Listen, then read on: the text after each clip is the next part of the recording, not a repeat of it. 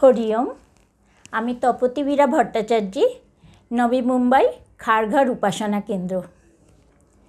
আমি বাপু পরিবারের সাথে যুক্ত হয়েছি 2004 সালের ডিসেম্বর মাসে। আর আমি যে অনুভব বলছি এটা আমি 2005 সালের অনুভব বলছি।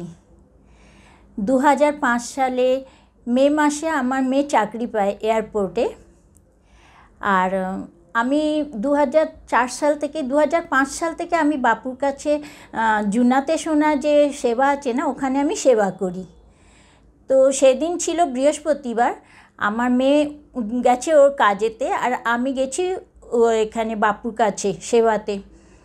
তো আমি যখন সেবা করছি, খানিকক্ষণ সেবা করা হয়ে গেছে, আর আমার মেয়ে হঠাৎ ফোন এসেছে কি, মা আমার পেটে অনেক ব্যথা হচ্ছে, আমি ঘরে যাচ্ছি, তুমি তাড়াতাড়ি ঘরে এসো।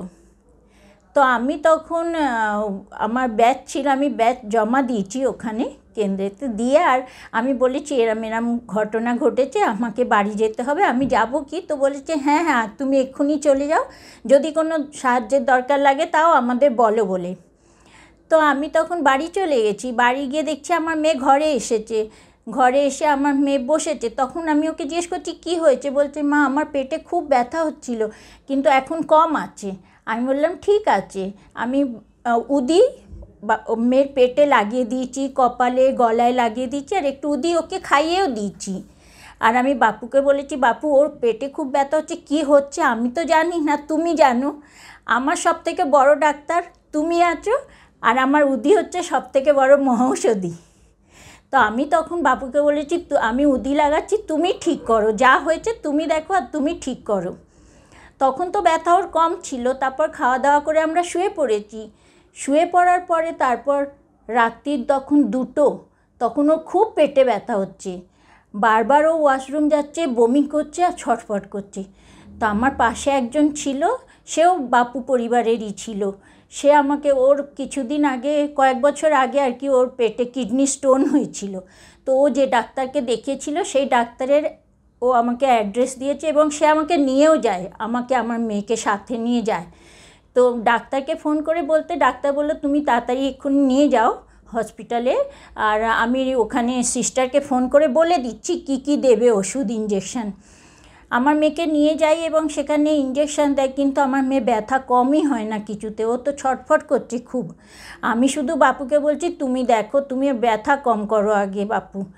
তারপরে এদিকে সব তখন তো সোনোগ্রাফি সেন্টার সব বন্ধ রাত্রিরে।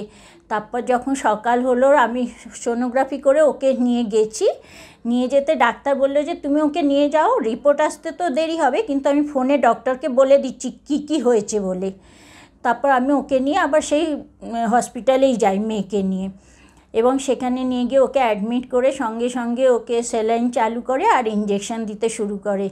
তো ইঞ্জেকশান দিতে শুরু করে তখন ডাক্তাররা, খানিকক্ষণ পরে ডাক্তাররা সিস্টাররা কথা বলছে যে ওর কিডনি স্টোন হয়েছে, কিন্তু ওর যে পাইপে হয়েছে সেটা খুব ডেঞ্জার।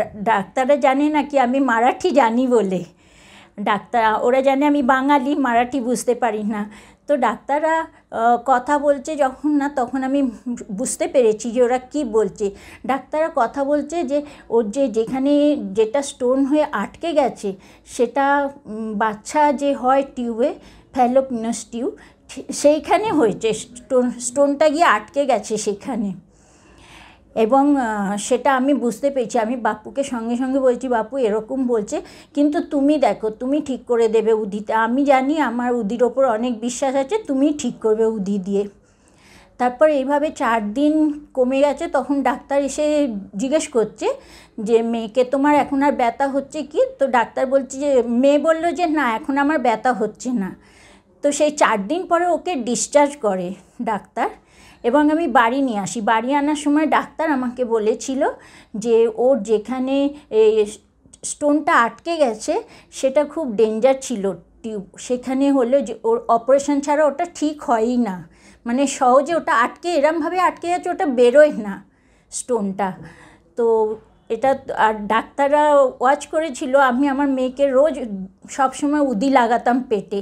তো ডাক্তাররা আমাকে তখন জিজ্ঞেস করেছিল, আপনি ওকে পেটেতে কি লাগাচ্ছিলেন, আমরা দেখেছি। তো আমি বললাম, আমার সদ্গুরু দেওয়া উদি আমি ওকে লাগাই, এর ওপর আমার বিশ্বাস আছে অনেক, এই উদির ওপরে। আর এই উদি ওকে ঠিক করবে আমি জানি, আমি বাপুকে আমার সদ্গুরুকে বলেছি।